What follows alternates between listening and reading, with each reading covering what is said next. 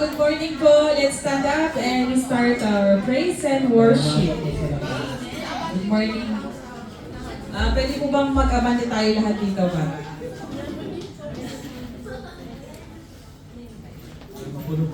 Para mapuno ang ating upuan. So, let's start na po and magkamayan tayo at magkamustahan po sa bawat isa.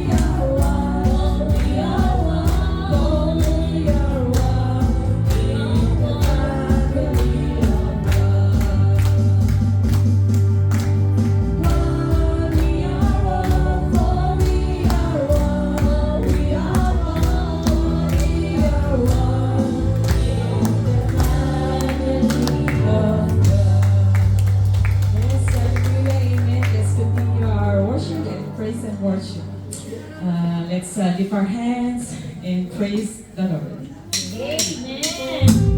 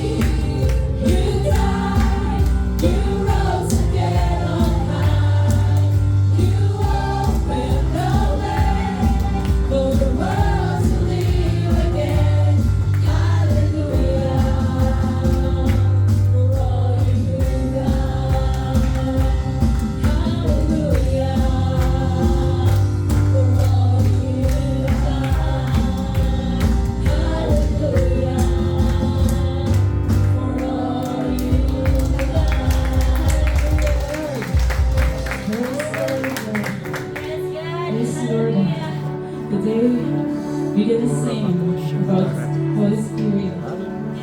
Lord, we praise you, we glorify your name, Lord. We surrender everything to you.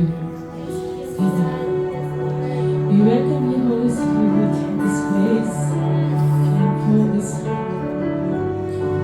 And we give our lives to you, Lord.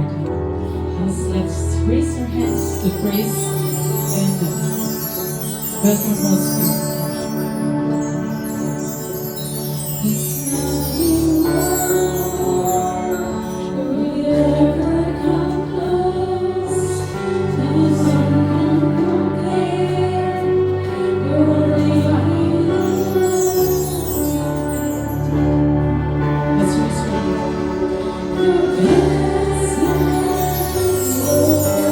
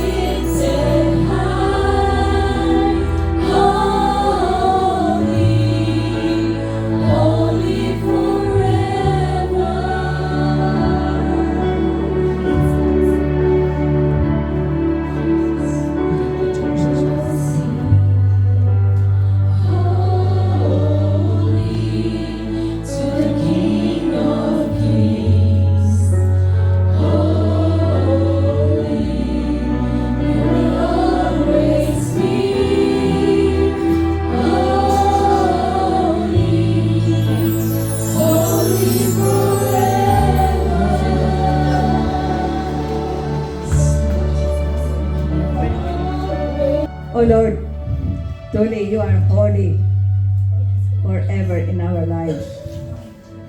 Lord, your word is our life, our hope, that we can face tomorrow, that give us the strength forever.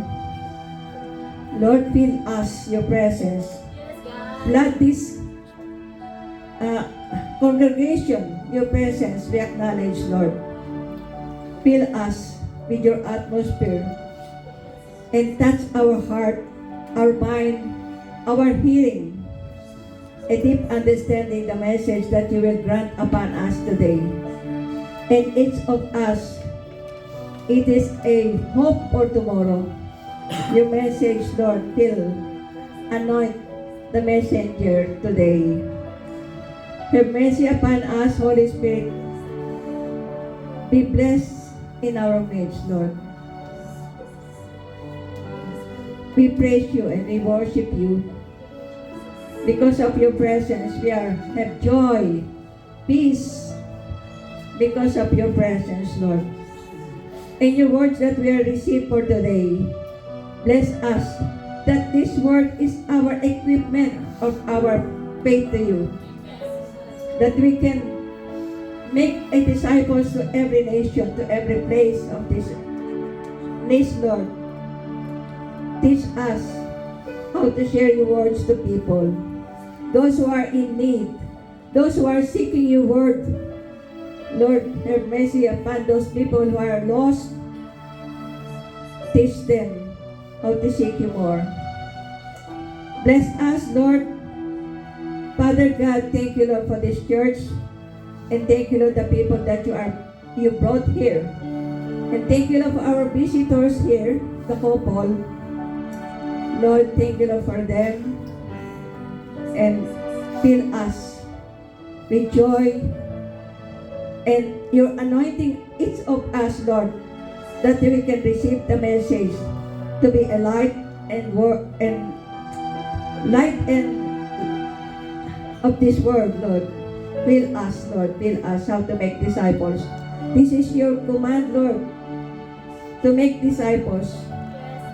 Lord, thank you, Lord, for your goodness and loving kindness to us. Thank you, Lord, the people that you brought here today. And bless us with your presence in our midst. In Jesus' name, amen. Ngayon po ay last Sunday of March. Napakabilis po, no? First of all, I just want to welcome po yung ating po mga kapatid. Kanina po sinabi ko po sa kanila, sabi ko, sir, I'm sorry because I cannot able to speak in English, but the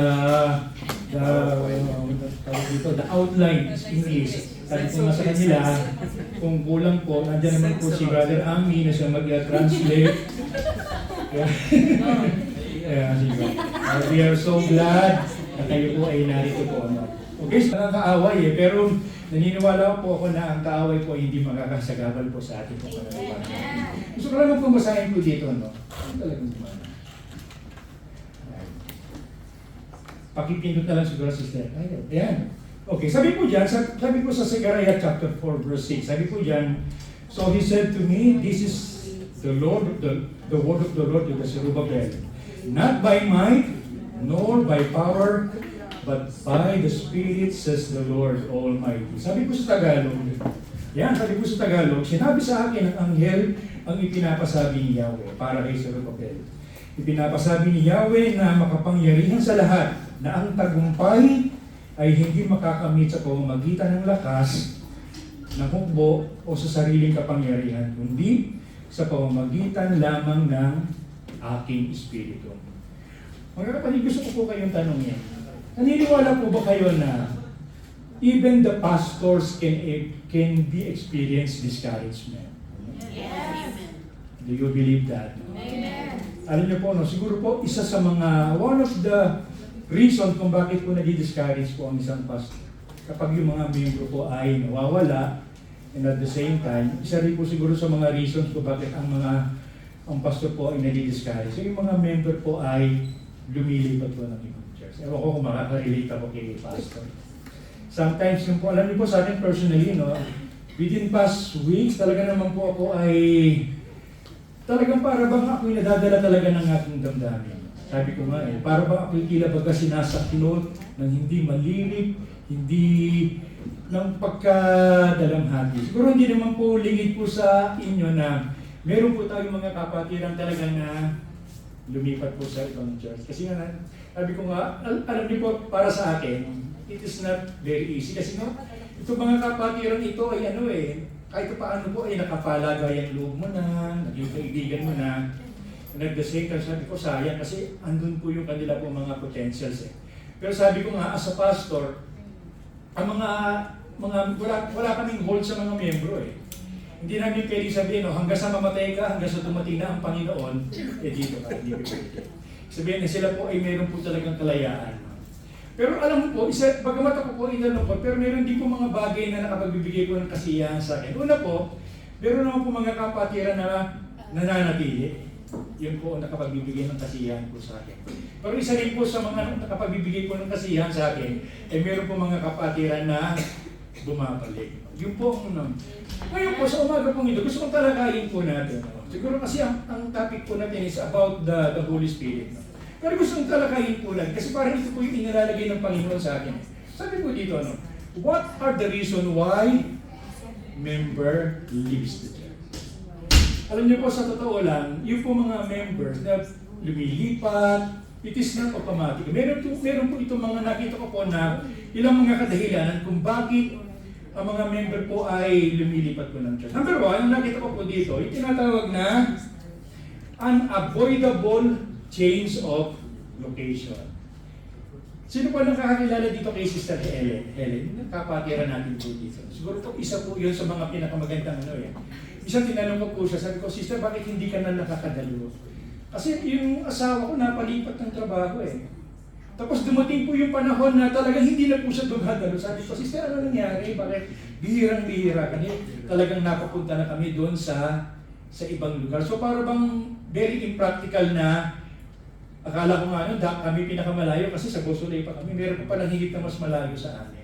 So yun po nakita ko na isa sa mga dahilan kung bakit may mga member na lumilipat. Yung tinatawag na unavoidable change of location. Number one, pangalawa po, yung tinatawag na unquenchable desire to minister. Alam niyo po sa amin po personally, kami po mag-asawa, kami po ay nandito, unang dating ko po dito, kami po ay sa JL muna po umaatend. Doon pa po kami sa Mario, namamasahe pa po kami. Pero nung mga panahon po na hindi na po kami kasya, napunta po kami doon sa Novotel. And you know what? Yung pong bahay po namin, doon po sa Novotel, ay 15 minutes lang yung lakad, so ganun po ka-convenient. Pero nung mga panahon po na yon, yung pong habang kami po ay nandun po sa Monaco, nagkaroon po kami ng gawain po sa Ventimiglia. Dati Bible study lang po yun . Pero nangyari po, hanggang sa ito po ay maging service. Noong mga panahon po na yun, ang inilagay po doon ay si Sister Mercy, yung mag-asawa po. Pero alam niyo po, within 1 year, talagang kita-kita ko po yung lungkot nila kasi talagang para itinapon sila doon sa lugar nila. Walang nagpapakanta, walang tumutugtog. Si Sister Mercy walang kapalitan, kaya nagkaroon talaga kami ng burden. Kaya sabi namin kay Pastora, baka gusto papaalam na po kami dito.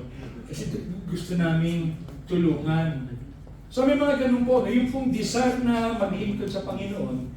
Kaya ako naniniwala po kami, kaya kami dinala po dito ng Panginoon. Meron pong purpose ang Panginoon, kaya po kami dinala dito. We believe that. Amen. So yun po nakita ko, no? Yung unquenchable desire to minister. Ang pangatlo po na nakita ko po dito, yung tinatawag na,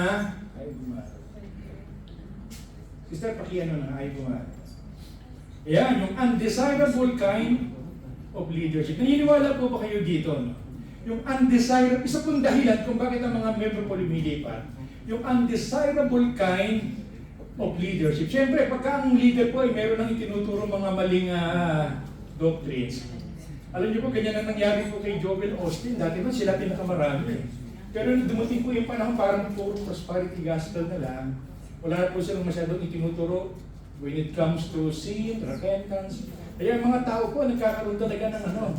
So minsan po, yung undesirable kind of leadership, minsan naman po ay okay naman yung doctrines, pero minsan, nagkakaroon na po ng politics, nagkakaroon na po ng para bang favoritism, kaya ang mga tao po ay talagang nagkakaroon po talaga ng problema. Lumilipat po talaga sila. So ito pong tatlong ito, nakita ko po para bang reasonable na dahilan. Pero meron po ilang mga bagay po na nakita ko, nagiging dahilan kung bakit. Sister, pakiyan mga ito. Yan, unresolved conflict. Yung pagka talagang hindi na po talaga ito maregos. Kung ginawa na po lahat ng magagawa, pero hindi na po. Mas mainam na lang siguro maghiwalay tayo kaysa talagang magkatisuran. So yung unresolved conflict, na isa rin pong dahilan kung bakit ang mga tao po ay lumilipat. Isa pa rin po sa nakita ko po dito, yung tinatawag na, ito po, yung tinatawag na, Sister Pakiano, unfulfilled expectations. Alam niyo, ito po isa sa mga nakita ko. Minsan ang mga member po, especially yung mga members na galing po sa ibang church, pagpunta po dito, may kanya-kanyang ano yan, di ba? May mga kanya-kanyang mga expectations. At minsan, may mga members din na mahilig makinig ng ano, ng ibang mga preachers. Ang problema po dito, okay lang naman po yun kasi ako nakikinig din eh. Ang problema lang po dito, minsan, may mga members na hindi po nila mabalanse, na i-compare nila yung doon sa mga preachers, at na i-compare po nila dito sa congregation. Kaya minsan sabi nila, ano ba naman itong preacher namin? Walang kabuhay-buhay yung kanila, parang walang kadating-dating yung ano. Minsan na i-compare, di ba? Ganun din po, no? Kaya minsan yung mga ganun po mga tao, naghahanap po sila na makapag-cater dun sa kanila pong mga. Kaya minsan sabi ko nga sa ibang mga members, kung hindi nyo po kayang balansehin, kasi naka-record naman po itong mga preaching po natin eh. Okay lang po makinig ng mga messages, pero hindi nyo kayang balansehin at maiko-compare nyo dito po sa mga. Kasi anong laban ng ano, no? Sa Pilipinas po kasi, ang mga pastor dyan talagang mga full-time eh. Talagang nakapag-aaral talaga. Eh dito po sa abroad, sometimes ang mga pastor po ay ano lang, tatrabaho.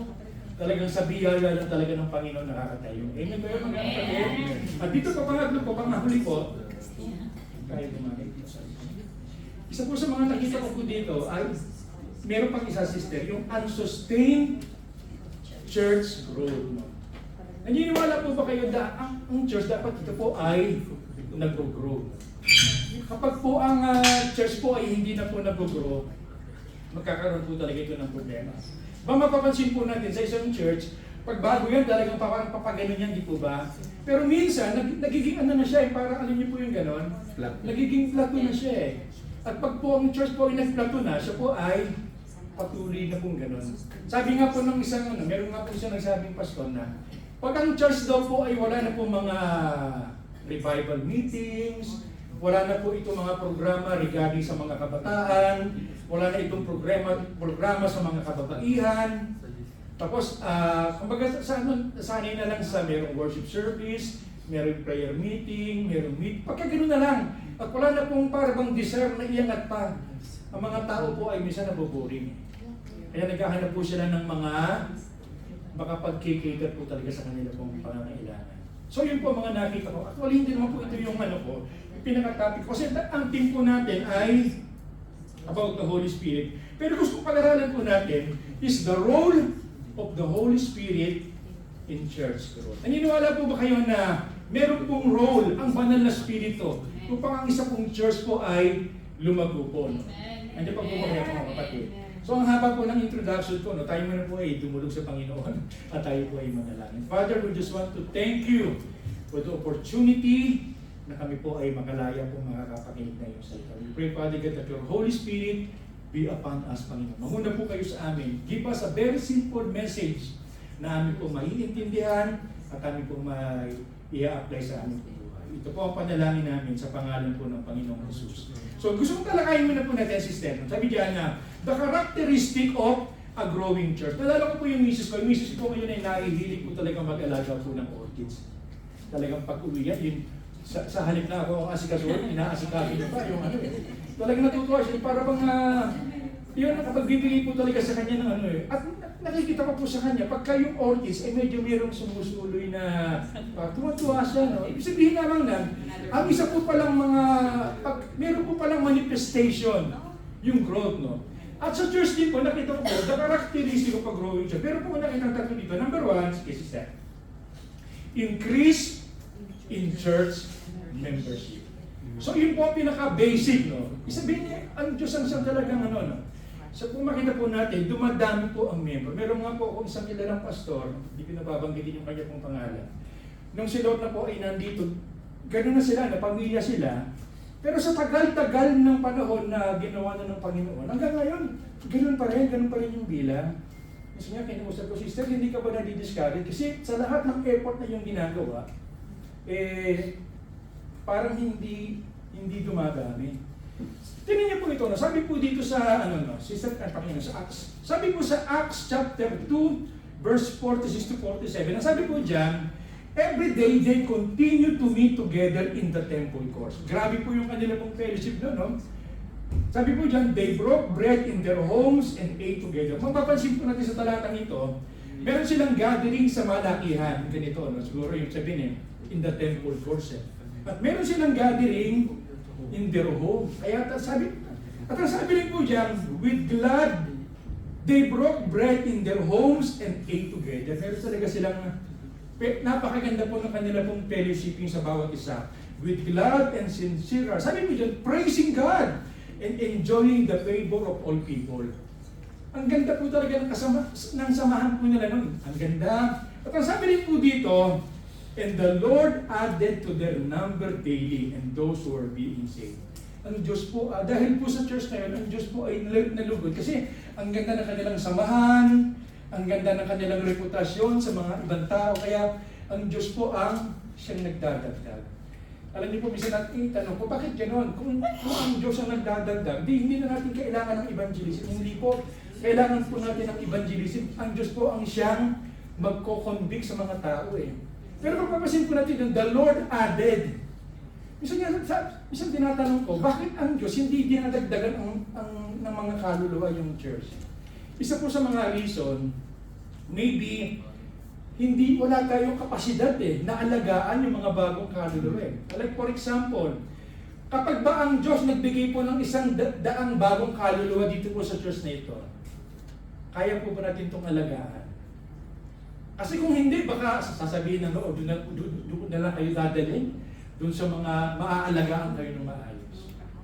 Pero tandaan po natin, one of the growth, one of the reason, o isa sa mga one of the manifestation ng church growth, ay yung dumadami po yung bilang. Dapat ito po ang maging challenge po sa bawat isa po sa atin. Pangalawang bagay po na nakita kong karakteristik, yung tinatawag na image of Christ revealed. Ibig sabihin lamang nito, nagkakaroon talaga ng change yung buhay po talaga natin. No? Nalala ko nga po yung isang preaching na napakinggan ko. Sabi niya, ang isa daw po mananampalataya, kasi sabi po dito sa 2 Corinthians chapter 5 verse 17, sabi po dyan, therefore if anyone is in Christ, he is a new creation. So all things have passed away, behold, all things have become. Ang isa daw taong nakipag-isa sa Panginoon ay isa ng bagong nilalang. Meron nga po isa nagsabing pastor, no? Sabi niya, the Lord is not impressed with the church, the number of church members. The Lord is impressed with the numbers of disciples. Kasi pwedeng ang tao po, ang dami. Ang sa isang membro, mega church eh. Pwede po ang isang church ay napakarami. Pero hindi talaga sila disciple. Member lang sila eh.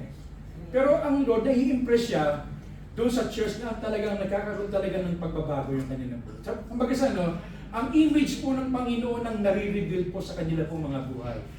Meron nga po nadinig na sermon, sabi niya, sa isang mga bagong mananampalataya, meron pong nababago. Una, nababago yung kanya pong affection. It means, yung kanya pong kinahihiligan eh. Yan po yun. Pagka isa pang mananampalataya, talagang totoo, nababago ito yung kanya pong affection. Number 2, nababago rin po yung kanyang aspiration.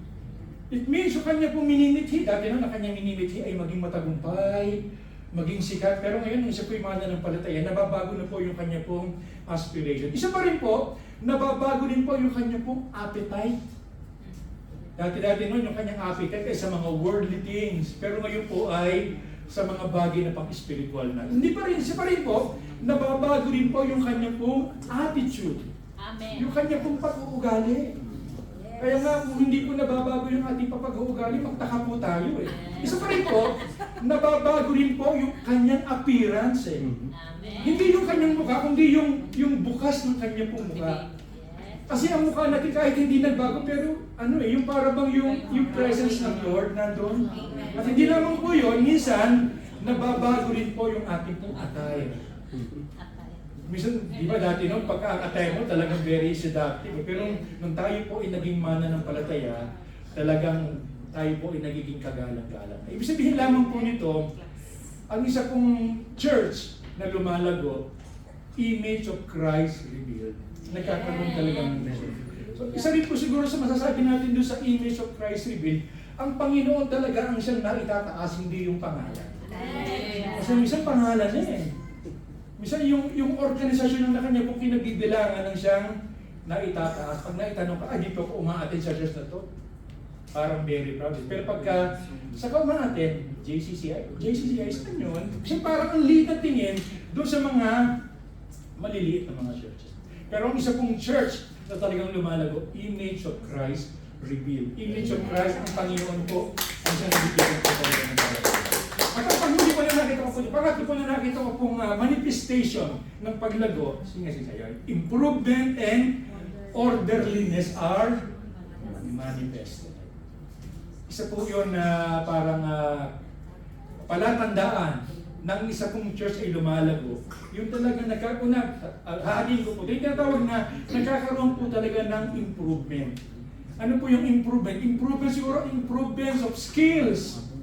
Improvement of skills sa mga tuturo, improvement of skills sa mga tumutugtog, na mga nagpapaawit. At siguro po, isa rin po sa masasabi po natin dito na improvement, yung improvement of facilities. Kasi parang dapat isa rin po yun sa mga isa rin po yun sa makikita po nating manifestations na ang church po ay lumalago. At hindi lamang po yun, sabi diyan, improvement and orderliness. Napakahalaga po nito mga kapatid. Sabi po dito, sabi po sa 1 Corinthians chapter 14 verse 33, sabi diyan, for God is not a God of disorder, but of peace, as in all congregation of the Lord's people. Alam niyo po, ito po, isa po sa mga naobserbahan ko. Ang bawat churches po may kanya-kanya pong pastor. Ang mga pastor po may kanya-kanya pong mga porte. Pag ang pastor po ay music-minded, parang siguro katulad ko. Pag ang pastor po ay music-minded, ang lahat po ng mga focus niya ay kung paano pagagandahin yung instrument, kung paano pahuhusayin yung worship team, parang doon ang kanyang focus. Pag ang pastor naman po ay para bang gusto niya puro renovation, puro pagpapaganda ng building. Pag ang pastor naman po, ang kanya pong forte ay about teaching, puro seminar. Pag ang naman pastor ay pag ang pastor naman po ay about feeding program, puro pagkapakain yan sa At ang pastor naman po ay about mission. Minsan talagang puro puro sa labas. Okay naman po yun, okay naman po yung tayo po ay lumayo. Sapagkat ang sabi po sa Bible, go and make disciples of all nations. Pero tandaan po natin, minsan po ang mga hindi po nababalanse. Hindi niya po napapabaya. Ang focus niya masyadong global, masyadong international, pero minsan napapabayaan yung pinaka-base. Tandaan niyo po, siguro po nakakita na po kayo ng pyramid, di po ba? Ba yung pyramid nakaganyan yan? Makikita po natin yung pinaka-base niya, talagang unshakable, napakatibay. Pero subukan niyo po yung pyramid ay baliktarin mo. Hindi tatayo eh.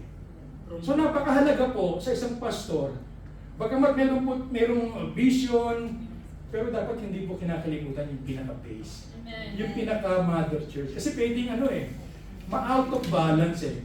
Ang problema po dito, pagka po nagkagano, bagamat malaki po yung ating pong goal sa labas, pero pagka wala pong support yung pinaka-mother church, hindi din po uusad eh. Andiyan pa ba kayo mga kapatid? Kasi yung mother church, yun ang susuporta financially, yung pong susuporta spiritually, physically, pero pagka mahina ang base, hindi. Paragalit si Pastor sa sabi lamang po nito, alam niyo po kasi minsan ang preaching, sometimes ang preaching is not only, sabi ko nga sa asawa ko, itong preaching ko parang kakaiba kasi dati nung puro encouragement. Ngayon kasi minsan sometimes ang preaching minsan is to rebuke, to remind, minsan to reprimand, and minsan is to i-guide po tayo.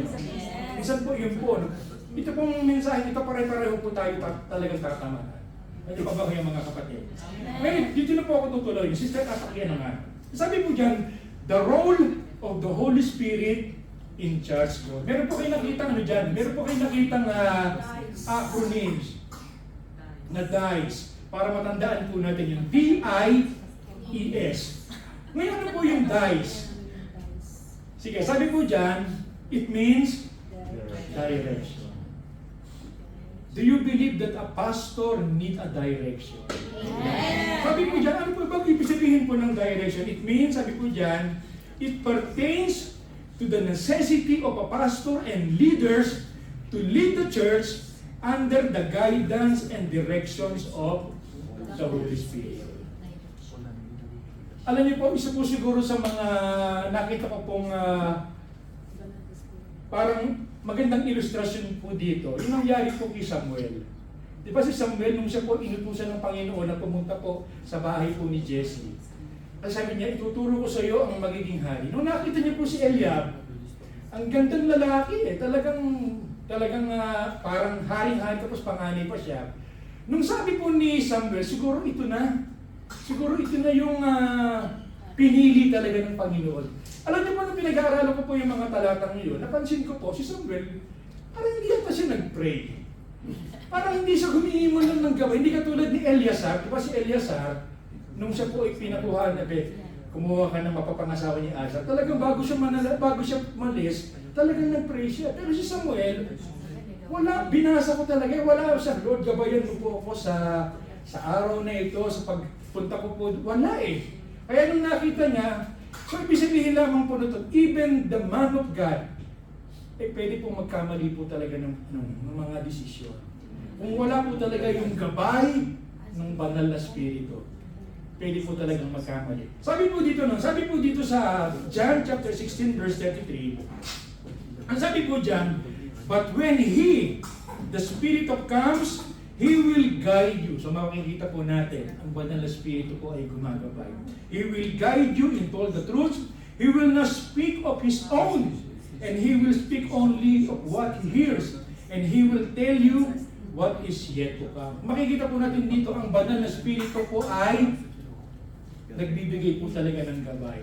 Sabi rin po dito sa Acts 13 verse 2, while they were worshiping the Lord and fasting, sabi diyan, the Holy Spirit said, hindi lamang siya basta gumagabay, kundi siya po ay nangungusap din. set apart from me Barnabas and Saul for the work to which I have called them. So makita po natin dito, napakahalaga po talaga sa lahat ng mga naglilid po talaga sa church, yung pong gabay ng Panginoon. Tandaan niyo po ito mga kapatid, pagka mga pastor, ang mga leader ay nagkamali, damay po kayo. Sayang ang resources, trial and error, at hindi po talaga magiging matagumpay po ang gawain.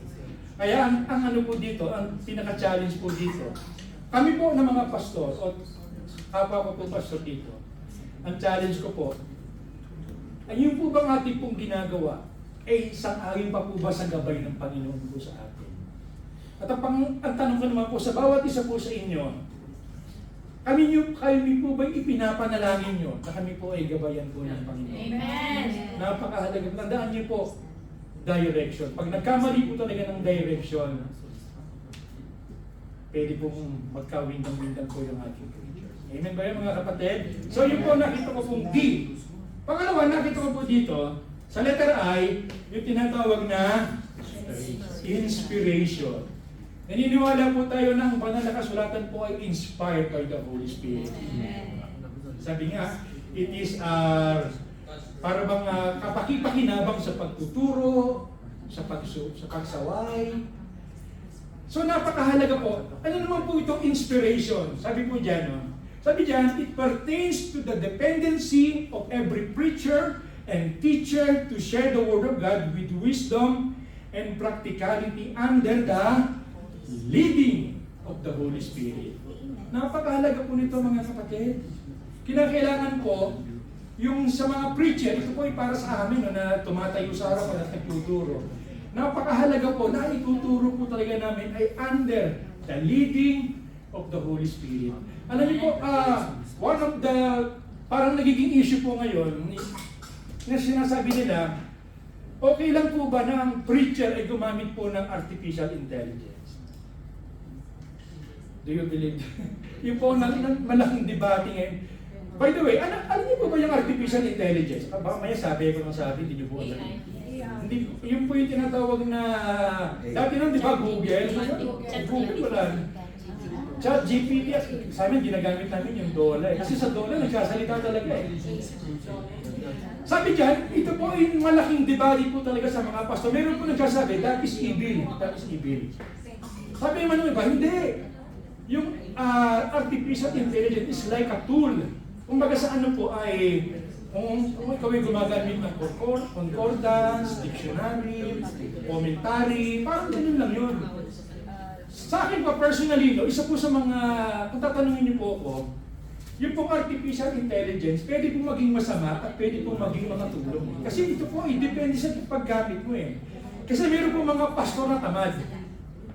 Sabihin ng mga pastor na tamad, sila ay mag-preach. Sabihin lang nila, can you give me sermon? Can you give me an outline sermon in this verse? Itatype nila ngayon. Siyempre, ang ChatGPT, magbibigay na po yun. Yun po magiging evil po, magiging para kasi hindi ka na dumidepende eh. Hindi ka na dumidepende sa banal na spirito eh. Sa akin po ginagawa ko muna yung lahat ng mga studies, lahat ng mga bagay na pwede ko magawa. At sa huli, parang last resort, sinasabi ko, can you give me some spiritual insight in this verse? So makikita po natin, minsan yung mga sinasuggest niya, alam ko na eh. Pero minsan, meron siyang parang input eh, para magagamit din po natin. Pero napakahalaga po, as a teacher, napakahalaga po talaga ng gabay at patnubay na nanggagaling po talaga sa banal na spirito. So yun po ang tinatawag na inspiration. So direction, inspiration. Sabi din po sa 1 Corinthians chapter, sabi po dito, no, this is what we speak, not in words taught us by human wisdom. Hindi po talaga ito sa padunungan. Sabi po diyan, but in words taught by the Spirit. Sabi po diyan, explaining spiritual realities with spiritual taught words. Alam niyo po sa pangangaral po ng salita ng Panginoon, hindi po ito patalinuhan sa mundo. Talaga naroon talaga yung gabay. Sabi rin po diyan, sa Luke chapter 12 verse 12, for the Holy Spirit will teach you at that time that you should say. Kung ano po yung sasabihin natin, ang banal na spirito po siya po ang gagabay. At minsan siguro nakapansin na po kayo, nakarinig na siguro po kayo ng mga message na para bang walang dating. Ibig sabihin nun, para bang kulang yung pong patnubay talaga ng banal na Espiritu. Pero pagka meron ng salita, para bang hinihiwa yung puso nyo, meron ganun eh. Talagang napapakiyak ka na lang. Para bang ikaw ang ikinakausap. Ibig sabihin nun talagang inspired by the Holy Spirit. So ano yung D? Direction. Ano yung I? Sa po, tinatawag na empowerment. Di ba dun sa ano natin, dun sa ating text kanina, it is not by might, nor by power, but by the Spirit of the Lord. Alam niyo po, isa sa mga napatunayan ko, sa mundo po kasi, yung lahat ng mga ginagawa natin, kahit wala yung gabay ng Espiritu, kasi sa iyong sariling effort, sa iyong sariling expertise, sa iyong connection, pwede ka maging matagumpay. Pero sa mga bagay po na pang-spiritual, kinakailangan po talaga ng tulong, yung empowerment. Sabi po dito na, ano po bang ibig sabihin ng empowerment? It means, sige, pakiisaan. Sabi diyan, it pertains to every worker to do the work of ministry, not in their own wisdom and strength, but through the power that comes from the Holy Spirit. Napakahalaga po nito, mga kapatid. Napakahalaga po na pag tayo po ay magmi-minister, kinakailangan po natin talaga ng gabay, ng patnubay, ng lakas at kapangyarihan po na nanggagaling po sa banal na Espiritu. Sabi po sa Acts chapter 1 verse 8, sabi po diyan, but you will receive power when the Holy Spirit comes on you, and you will be my witnesses in Jerusalem, and in all Judea, and Samaria, and all the ends of the earth. Alam niyo ba yung ginamit nga po yung power po yan sa Greek, yung tinatawag na dunamus eh. Doon po ginuha yung salitang dynamite, talagang very powerful. So napakahalaga po, pag tayo po ay nagmi-minister, dapat tayo po ay nagmi-minister under the power of the Holy Spirit. Hindi pa po ba kayo mga kapatid? So direction, inspiration, empowerment, and finally, napakahalaga po nito mga kapatid, submission. Submission. Alam niyo po, ang naging issue po talaga dito, no? Sa mga kalalakihan, yung para bang kinakailangan pa bang i-welcome ang banal na Espiritu. Yung po naging issue po nun.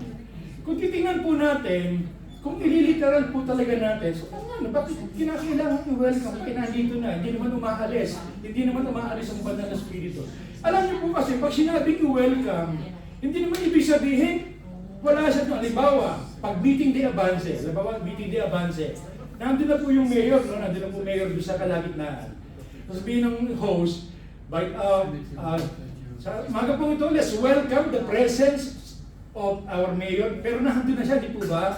Isipin lang ng welcoming, it also means recognition. Recognize natin, kasi pwede po ang banal na Espiritu na dito na, pero hindi natin siya nare-recognize eh.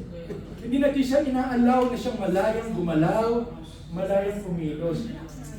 Pag sinabi natin wini-welcome, hindi ibig sabihin nun wala ang banal na Espiritu dito. Ibig sabihin natin, pag sinabi wini-welcome, hinahayaan po natin na ang banal na Espiritu, siyang malayang gumalaw, siyang malayang kumilos. At hindi lang yun, sa ating buhay, pag sinabi, Lord, I welcome you, hinahayaan natin na siya ang talagang patuloy na mag-submit sa, tayo po'y magpailalim sa kanya pong kapangyarihan. Sabi po dito, it pertains to the yielding of every member of the congregation to the rulership and control of the Holy Spirit. Napakahalaga po na ang banal na Espiritu ang siyang patuloy na nagko-control po sa ating pong buhay. Sabi nga po sa Galatians chapter 5 verse 16, sabi po diyan, so I say, walk by the Spirit. Sa Tagalog, ang ganda yan, mamuhay kayo ayon sa patnubay ng banal na Espiritu. Sabihin ng mamuhay kayo ayon sa patnubay ng banal na Espiritu, it means, hayaan natin ang banal na Espiritu ang siyang patuloy na makapangyari po sa atin. And you will not gratify the desire of the flesh, for the flesh desire what is contrary to the Spirit, and the Spirit what is contrary to the flesh. They are in conflict with each other, so that you are not do whatever you want. Alam ko po nung ako'y bago-bago pang mananampalataya, isa po sa mga hindi ko makakalimutan ilustrasyon yung meron daw pong isang tao, ang paniniwala niya, meron dalawang aso na naglalaban sa kanyang pong kalooban.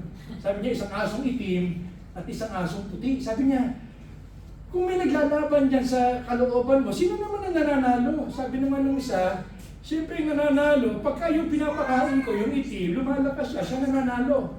Pagka pinapakain ko naman yung puti, siya naman ang lumalakas, siya naman ang nananalo. Ibig sabihin lamang po nun, kasi po kahit po tayo po ay mananampalataya, nandun pa rin po yung ating pong lumang pagkatao.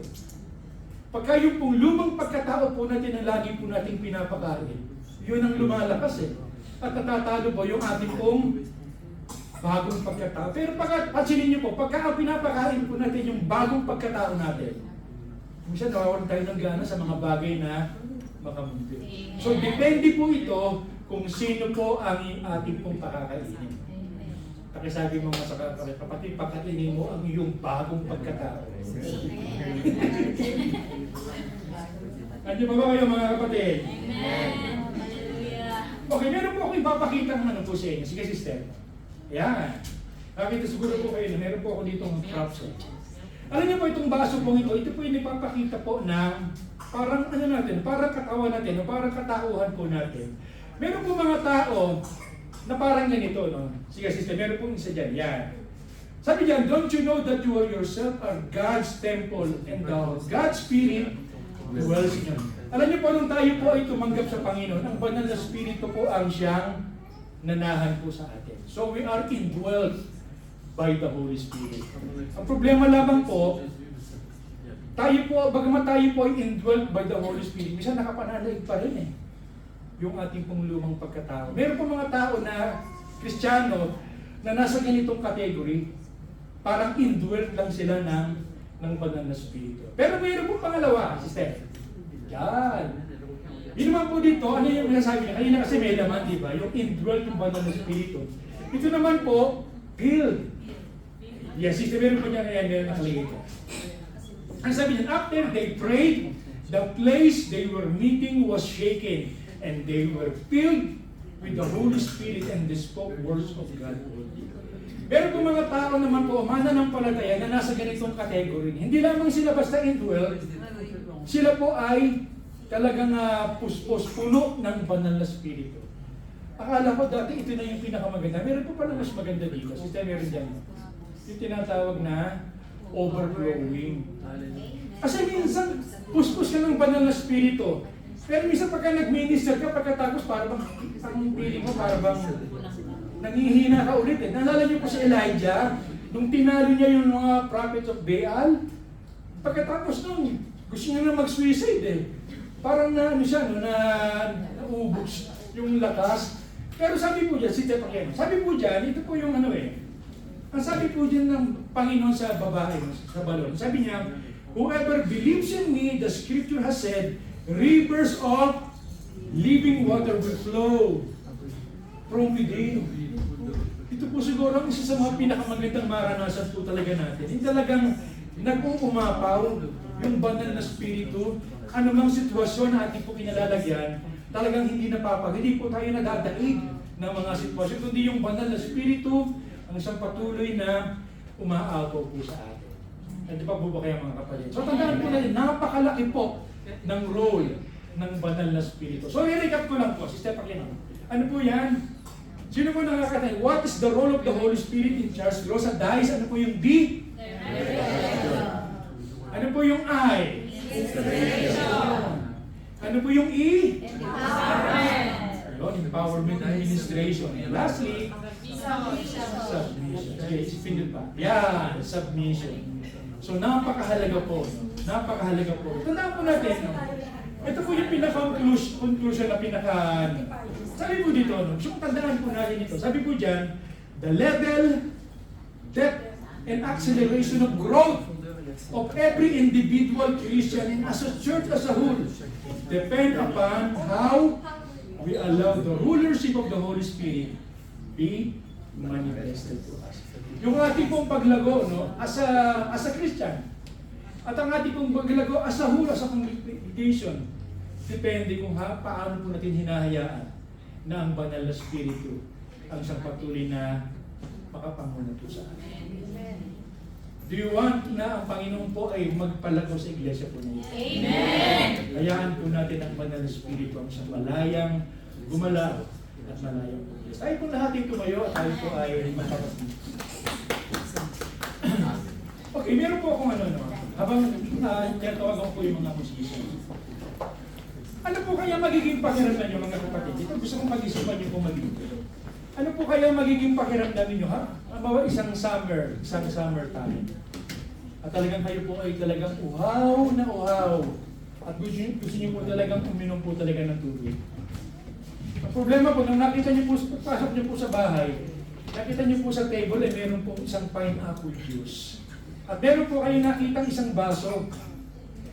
Kaya na ang problema, nung sasalinan niyo na po yung baso, nakita niyo po yung baso, ang dumi. May mga langgam. Sa palagay niyo po, kahit po kayo ay uhaw na uhaw, ibubuhos niyo po ba yung pineapple doon sa baso? At iinom. Bakit po? May langgam, madumi. Siguro dalawang bagay ang gagawin. Una-una, kukuha ka ng panibagong baso. At ang pangalawa siguro, lilinisin po natin. Alam niyo po sa buhay po natin, ganyan. Nais ng Panginoon na tayo po ay punuin. Nais ng Panginoon na puspusin. Hindi naman tayo basta i-feel, kundi ito po ay mag-overflow. Ang problema lamang po, baka minsan kaya po hindi po nagagawa ng Panginoon yun. Kasi baka may mga dumi. Baka may mga dumi sa buhay po natin. Kaya ang Panginoon siguro ay kailangan maglinis muna po tayo. Minsan naman, wala namang dumi, malinis naman yung buhay po natin. Kaya lang minsan po, isa rin po sa nagiging problema din po natin ay minsan para bang hindi po natin masyadong nare-recognize ang banal na Espiritu po sa ating buhay. Nalala ko po yung isang ito po yung pinost ko dun sa grupo namin. Sabi po ng isang preacher, sabi niya, napansin niya marami ito po mga mananampalataya na parang hindi nila masyadong nare-recognize ang banal na Espiritu. Sabi niya, I see people burning out in the ministry because they don't refuel.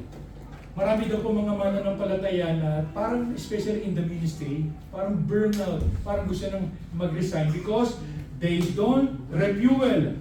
And also they don't know how to appropriate the oil has given to them. Hindi nila alintana ng banal na Espiritu parang oil, na minsan parang humuhupa. Sabi diyan, many of you are in the ministry, some of you have been working for God, but you have forgotten to walk with God. Marami ito po mga mananampalataya, they are busy with God, busy in the ministry. Pero nawala na po yung yung para bang paglakad nila ng maayos sa Panginoon. Kaya nga yung kanila pong banal na Espiritu para bang yung kapangyarihan ay para bang, sabi niya, ministry activity cannot replace intimacy with God. Tandaan niyo po, hindi po porke tayo po ay nasa ministry, okay na yung kinakailangan po, yung intimacy huwag natin pababayaan. Kasi mas lalo po tayo magiging effective sa ministry kapag na-develop po natin yung ating pong intimacy. Sabi niya, empty vessel have no impact. You cannot pour out from an empty cup. Paano ka makapagpupuro sa kung ikaw ay mismong hukag? Sabi niya, you cannot transform lives when you are spiritually depleted. Alam niyo po ba yung depleted? Yung para bang bola na walang hangin. Sabi niya, you are losing oil because of your failure to perform routinary spiritual maintenance. The oil of anointing is so precious. You need to steward it well. Napakahalaga po ito mga kapatid. So tayo po lahat ay tumayo. Tayo po ay let's search our heart mga kapatid. Nais po ng Panginoon na tayo po ay punuin. Nais po ng Panginoon na tayo po ay palakasin, mag-umapaw ang banal na Espiritu. Pero ganda po siguro salisigin po natin ang ating puso. Meron po mga dumi, hayaan po natin ito po ay upawi upang ang banal na Espiritu ay malayang gumalaw sa atin. Hallelujah!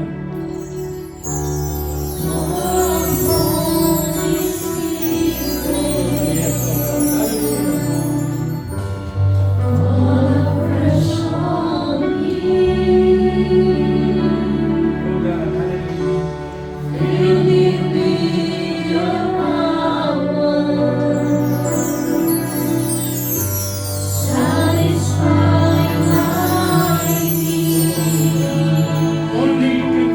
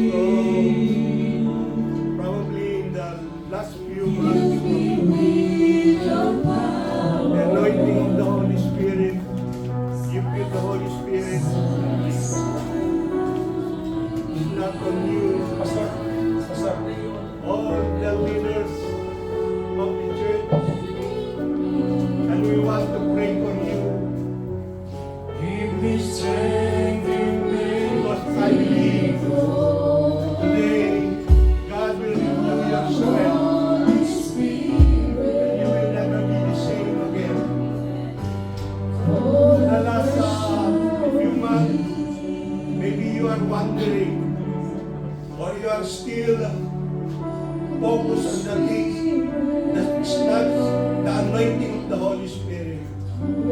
But today, we will pray for you a new revival and breakthrough that come from the Holy Spirit. And we have to open heaven to pour out the power of the anointing upon your life. And you know, brothers and sisters, we are here to be a witness. The witness of the kingdom of God.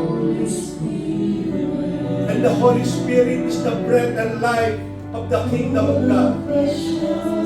And without the Holy Spirit, there is no life in every believer.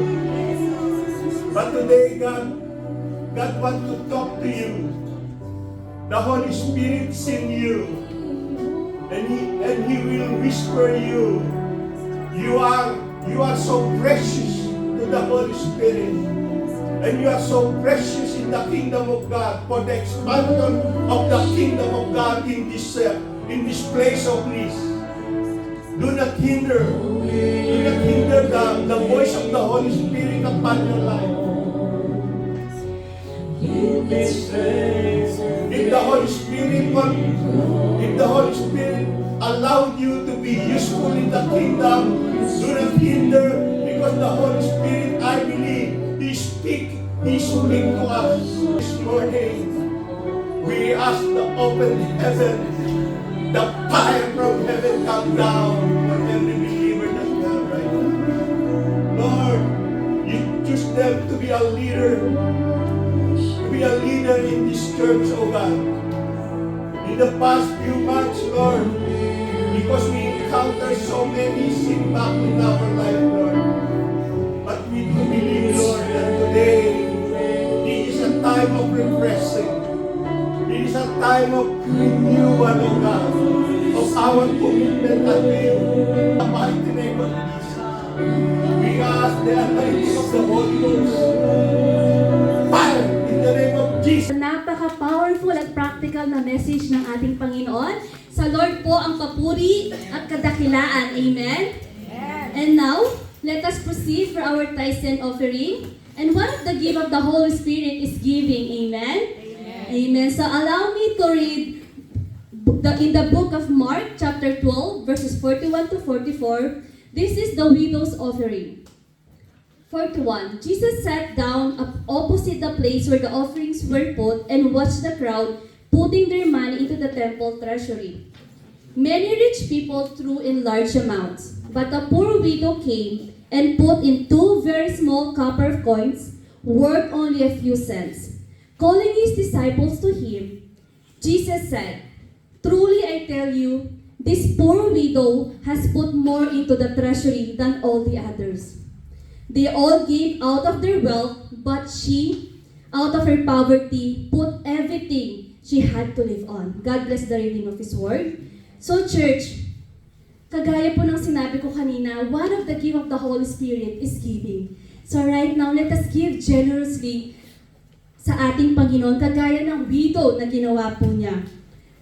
This is the message right now. The people saw just 2 coins. Pero ang ating Panginoon, Jesus saw a whole heart. The widow 2 coins didn't impress anyone else. Pero sa ating Panginoon, it's a melody of surrender, trust, and love.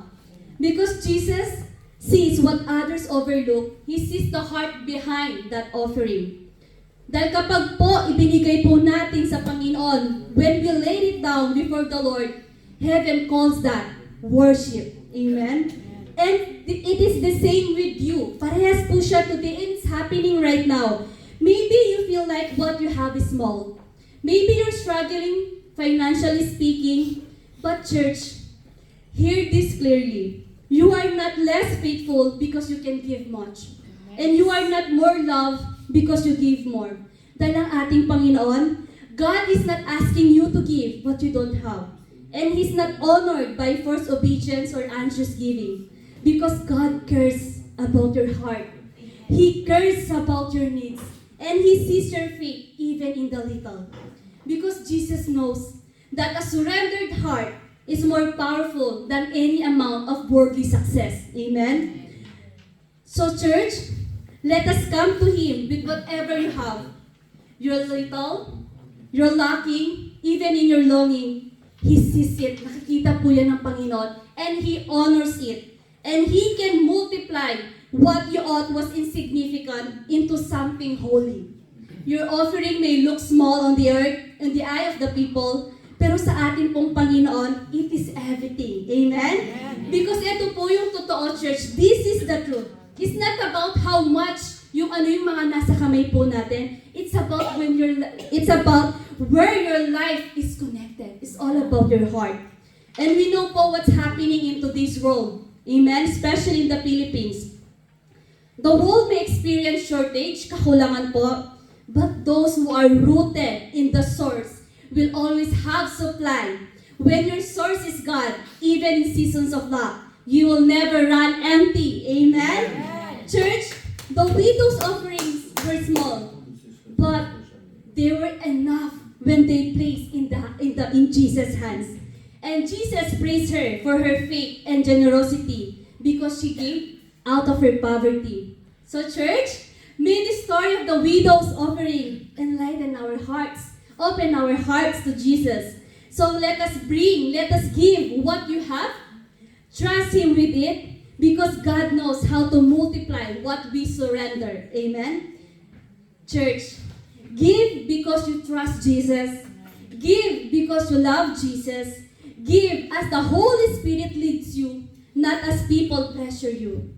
Because real giving is not measured by amount. It's measured by the heart behind it. Amen? So church, may your giving be blessed and may you find joy in the act of service through your generosity. So tayo po, let us bow our heads and pray. O Heavenly Father, we come to you with a grateful heart, Panginoon, and we acknowledge, Lord God, that everything that we have is yours, Panginoon. Just like this widow's offering, Panginoon, may we have this heart, Lord God, a heart of surrender, Lord God, trusting you, Lord God, that whatever we have, Lord God, when we give it back to you, Lord God, you can multiply it, Lord God, exceedingly, Lord God, sa aming expectation, Panginoon. And I pray, Lord God, as we surrender, Lord God, what is in our hands, Lord God, may you multiply it, Lord God, according to your riches in glory in heaven, Panginoon. Touch these people's hearts, Lord God, and may the Holy Spirit, Lord God, lead them, Lord God, how much, Lord God, they will give it to you, Lord God, for everything, heavens and earth is yours, Panginoon. And I pray, Lord God, for every tithe and offering, Lord God, every love gifts that we will give today, Lord God, may you use them, Lord God, for the expansion of your kingdom, Lord God, and from every people those who are in need, Panginoon, use our hands, Lord God, our hearts, Lord God, to glorify you, Lord God. Thank you, Jesus, Lord God. Thank you, Lord. And I pray, Lord God, ano man po, Lord God, ang sinurrender po namin sa inyo, Panginoon, we believe, Lord God, na ibabalik niyo po ito ng siksik, ligliga, tumaapaw, Lord God. Maraming salamat sa puso, Lord God, na handang magbigay, Lord God, with a cheerful heart, Lord God. Thank you, Jesus. Bless this tithes and offering and bless every people, Lord God, na gagamitin mo, Lord God, for the expansion of your kingdom, Lord God. To you be the glory and honor. In the mighty name of Jesus we pray. Amen. Amen.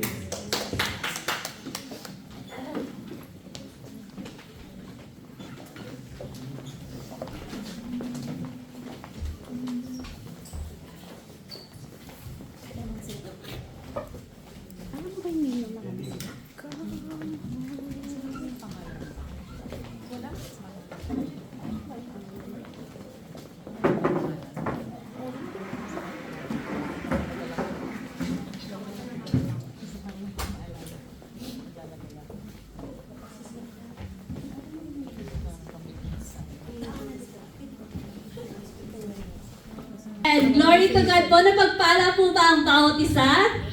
Sumigaw po ang lahat ng binago, pinalakas ng ating Panginoon ng Hallelujah!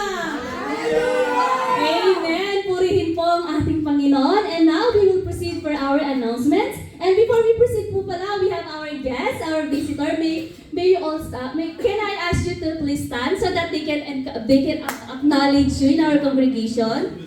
Okay, welcome po kay Sister Matias Monica and Brother Matias Church. May the Lord move into your life. And I pray that this is not just your first time, but we will more excited to meet you every Sunday or when you are available as the Holy Spirit leads you. Amen. And now let us proceed for our announcement. So every Sunday, 10 a.m. to 12 noon, we have worship service, and then everyone is welcome po to invite your friends, your neighbors, your coworkers. Amen? Handa po ba tayong mag-invite?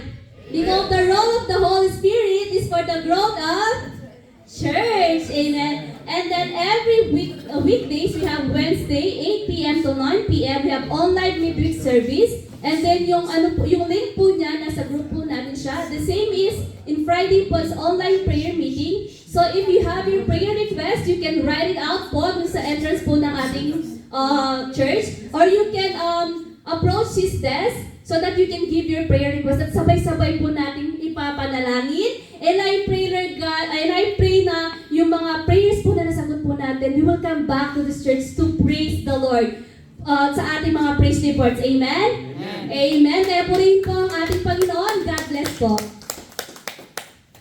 Before we go to our victory proclamation, I just want to testify about what we did today, what we did a while ago. Last 2 weeks ago, the Holy Spirit spoke to me because spoke to me about to call all the leadership to pray for them. And then, but I refused. I always refuse when the Holy Spirit talked to me. And then, you know what happened this morning? I ate only bean sprout last night. But when I woke up this morning, I cannot walk anymore. Totoo po yan. Sabi ko, I said to my wife, probably hindi ako attend because I cannot walk. Even go to the toilet, I can't because of my problem in the feet, my foot. So, what I did is, okay, Holy Spirit, I will follow what you told me. Because I always refuse to pray for all the leaders. Because I saw the Holy Spirit remind me there's no fire anymore. Wala na raw yung fire sa kanila. So I have to follow, but I always refuse, and this morning I cannot walk. So in time of my meditation, the Holy Spirit remind me again, pray. And you know, I'm not the one who delivered the word. I'm not the one, because Pastor Nori is the one who is scheduled today. So, but the Holy Spirit, when I'm in my seat, the Holy Spirit, pray for them. So, what I did is to stand up and call and follow the whisper of the Holy Spirit. And Pastor Ruby, hindi naman, bumalik ako, umupo na ako, siyempre handa na. But the Holy Spirit reminded, pray, call Ruby. So I stand again. I stand again and call Pastor Ruby. So, my beloved brothers and sisters, if we are attentive to the voice of the Holy Spirit, because in our worship service, or even in our devotional time, when you talk to God, the Holy Spirit is also talking. So what we need is just to obey and follow. Ako pa nananampalataya, kahit nagsiservice tayo, nangungusap sa atin ang Holy Spirit. Because I experience. It is my own experience when the Holy Spirit is ministering. Even the pastor is talking, but the Holy Spirit is talking to me as well. And give me more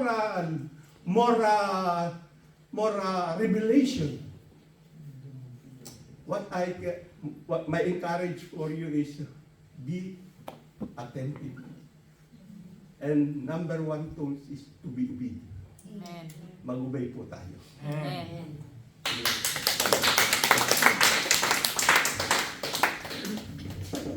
Let's all stand up for our victory song and continue to praise and worship.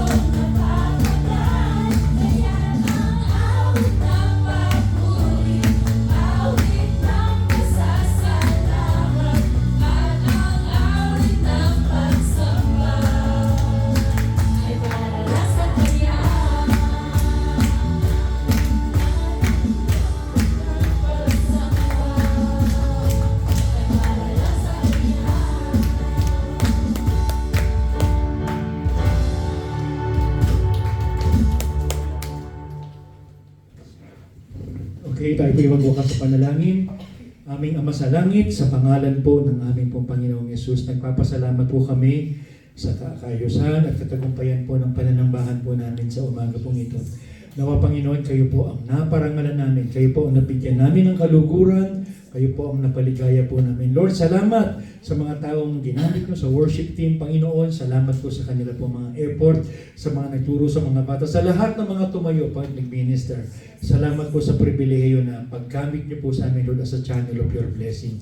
Lord, minsan pa sa susunod na linggo, hinihiling po namin ng iyong patuloy na pagkabay. Hinihiling po namin ng iyong patuloy na proteksyon sa bawat isa po sa amin. Dalangin po namin ang iyong masaganang pagpapala ng siyang patuloy na sumama sa amin. Palakasin niyo po kami, Panginoon, upang kami po ay patuloy na maging daluyan din po ng pagpapala sa buhay po ng iba. Pwede po natin itaas ang ating mga kamay to receive the benediction. Sa umaga pong ito, sa pamamagitan po ng biyaya po ng Panginoon, tanggapin niyo po ang masaganang pagpapala ng ating Panginoong Hesukristo sa lahat ng aspeto po ng inyong pong buhay. Tanggapin niyo rin po ang hindi nagmamaliw na pag-ibig ng ating Diyos Ama sa langit. At sa umaga rin po ito, sumain niyo ang kapangyarihan, ang kalakasan, ang direksyon, ang patnubay na nanggagaling po sa Banal na Espiritu. Ito po ang panalangin namin sa pangalan po ng aming Panginoong Yesus. Amen and amen.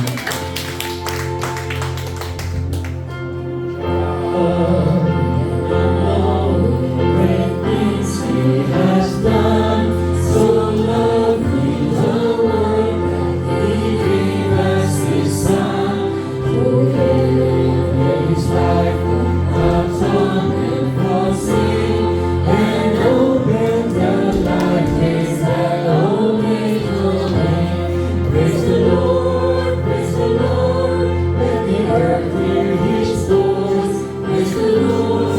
Praise the